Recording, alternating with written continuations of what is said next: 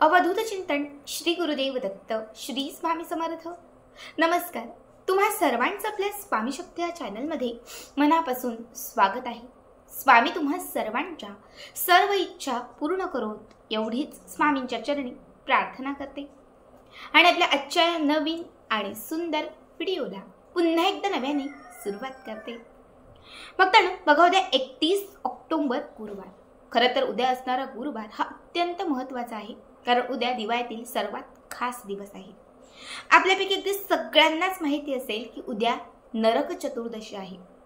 बघा, नरक चतुर्दशीचा दिवस हा समाजातील वाईट गोष्टींना संपवण्यासाठी, विघ्न, वाईट प्रवृत्ती, बाधा, दोष, क्लेश ह्या सगळ्या गोष्टींचा नाश करण्यासाठी नरक चतुर्दशीचा दिवस हा अत्यंत महत्त्वाचा मानला जातो।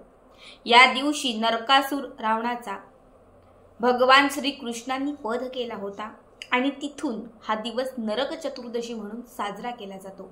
या दिवशी सकाळी स्वच्छ सुंदर अभ्यंग पवित्र स्नानाला विशेष महत्त्व दिले जातं।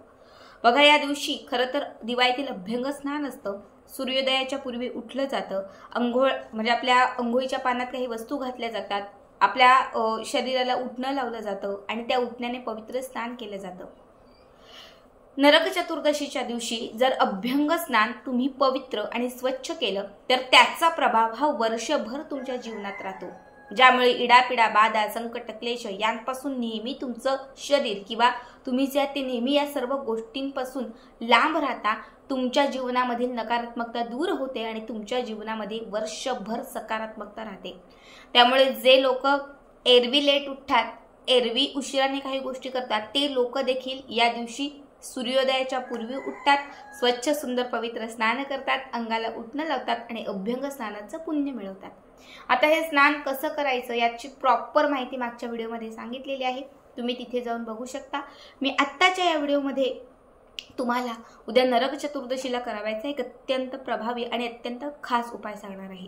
ज्यांच्याही आयुष्यामध्ये खूप दुःख आहे, खूप शत्रुपीडा आहे, इडापिडा खूप जास्त आहे, क्लेश आहेत, सतत कुणीतरी त्रास देत आहे, शेजारील व्यक्ती त्रास देत आहे, ग्रहांचा त्रास आहे, शनी फिरलेला आहे, मंगळाची साडेसाती आहे, अशी कुठलीही समस्या तुमच्या आयुष्यामध्ये असेल, सतत अपयश येत असेल, तर उद्या नरक चतुर्दशीच्या दिवशी पहाटे अंघोळीच्या अगोदर तुम्हाला तुमच्या पायाने हे एक फळ दाबायचं आहे।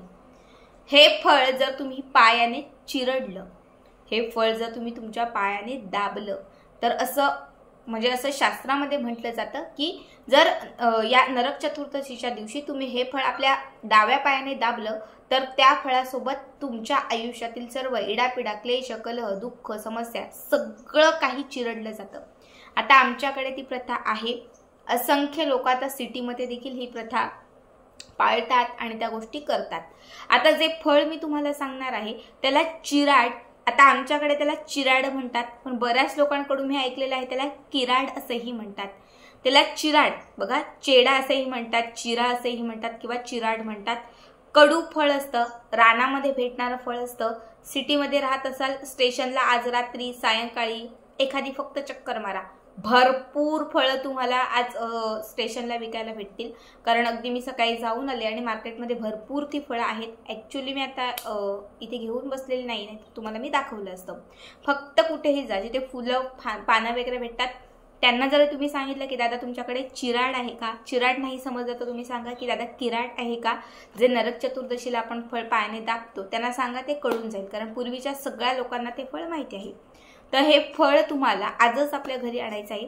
सकाळी तुम्ही उठलात की उठल्यानंतर जेव्हा अंघोळीला तुम्ही जाल त्याच्या अगोदर हे फळ घराच्या बाहेर घेऊन जायचं आहे। घरात नाही तर घराच्या बाहेर, अगदी उंबरठ्याच्या पलीकडे ओटी असेल किंवा अंगण असेल कुठेही, तर त्या ठिकाणी हे फळ ठेवायचं आहे।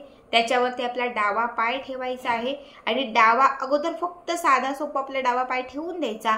आपल्या मनामध्ये, आपल्या जीवनामध्ये असणाऱ्या नकारात्मक गोष्टी बोलायच्या, जे नको आहे, जे वाईट आहे, जे तुम्हाला दूर करायचं आहे, ज्याचा तुम्हाला नाश करायचा आहे, ते तुम्हाला तिथे व्यक्त करायचं आहे आणि आपला जो डावा पाय आहे तो त्या चिराडवरती तुम्हाला जोराने दाबायचा आहे।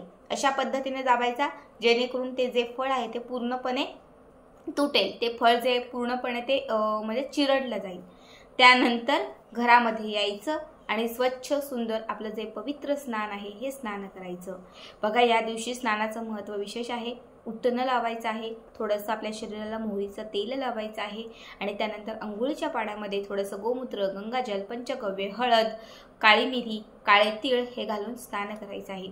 उद्याच्या दिवशी सर्वात जास्त महत्त्व कुठल्या सेवांना आहे तर उद्या भगवान श्री हरी विष्णू आणि त्याचबरोबर उद्याच्या दिवशी आपल्याला कृष्णांची सेवा करायची आहे। आता यामध्ये तुम्ही गीतेतील जो 13वा अध्याय आहे तो म्हणू शकतात, त्याचबरोबर विष्णू सहस्रनामाचं पठण करायचं आहे, व्यंकटेश स्तोत्र जे आहे ते आपल्याला म्हणायचं आहे आणि त्यासोबत आपल्याला माता लक्ष्मीचं जे महालक्ष्मी अष्टकम आहे हे देखील उद्याच्या दिवशी आपल्याला 7 वेळा म्हणायचं आहे। सांगितलेल्या सेवा जर उद्याच्या दिवशी तुम्ही केल्या तर तुमच्या आयुष्यामध्ये नेहमीच चांगल्या गोष्टी घडत राहतील, वाईट गोष्टींपासून नेहमीच तुमचा बचाव होत राहील किंवा वाईट गोष्टींपासून नेहमी तुम्ही परावृत्त राहाल। उद्या जेवढ्या चांगल्या गोष्टी करता येतील तितक्या चांगल्या गोष्टी करा, दान करा लोकांना, म्हणजे काही ना काही गोष्टी तुम्ही द्या। अन्नदान तुम्ही करू शकतात, एखादा वडापाव देऊ शकतात, काळ्या रंगात तळलेले जे पदार्थ असतात ते तुम्ही दान करू शकतात, वस्त्र देऊ शकतात, चपला देऊ शकतात, ज्या गरजेच्या काही म्हणजे वस्तू मांडल्या जातात त्या जर तुम्ही उद्याच्या दिवशी दान केल्या तर असं म्हटलं जातं की त्याचं 100 पटीने फळ तुम्हाला लाभेल। तुमच्या जीवनातील जे दारिद्र्य आहे ते दारिद्र्य संपेल। त्याचबरोबर उद्याच्या दिवशी आपल्या घरामध्ये एखाद्या व्यक्तीला काही बाधा असेल किंवा तुम्हाला स्वतःला काही बाधा असेल, सतत घराला किंवा घरातील कुठल्याही व्यक्तीला जर नजर लागत आहे असं वाटत असेल तर उद्या अभ्यंग स्नानाच्या अगोदर ते चिरडलं की त्याच्यानंतर लगेचच, म्हणजे ते फळ जे सांगितलं ते चिरडलं, पायाने दाबलं की त्याच्यानंतर लगेचच काय करायचं तर 7 मिठाचे खडे घ्यायचे आणि 7 काळे मिरी घ्यायचे। 7 मिठाचे खडे, 7 काळे मिरी घ्यायचे आणि रात्रीचा शिल्लक राहिलेला थोडासा भात। 3 गोष्टी आपल्या डाव्या हातात घ्यायच्या, 3 वस्तू आपल्या डाव्या हातामध्ये घ्यायच्या आणि त्या व्यक्तीवरून 7 वेळा ओवाळायच्या। त्या व्यक्तीवरून 7 वेळा ओवाळून मुख्य प्रवेशद्वारावरून 7 वेळा ओवाळायच्या, घराच्या बाहेर जाऊन दक्षिण दिशेला ते फेकून द्यायचं आणि त्यानंतर येऊन स्नान करायचं आणि त्या व्यक्तीलाही स्नान करायला लावायचं। जर उद्याच्या दिवशी ह्या वस्तू सकाळीच ओवाळून तुम्ही घराच्या बाहेर टाकल्या तर त्या व्यक्तीच्या पाठी असणारी इडापिडा, दुःख, क्लेश सगळं नष्ट होईल, कारण उद्याचा दिवस त्याच्यासाठीच खास आहे। तर अत्यंत साधा सोपा व्हिडिओ आहे, अत्यंत साध्या सोप्या गोष्टी तुम्हाला सांगितलेल्या आहेत। नक्की करा, हे फळ नक्की शोधा, या पद्धतीने नजर नक्की काढा आणि अंघोळीच्या पाण्यात त्या गोष्टी आवर्जून घाला।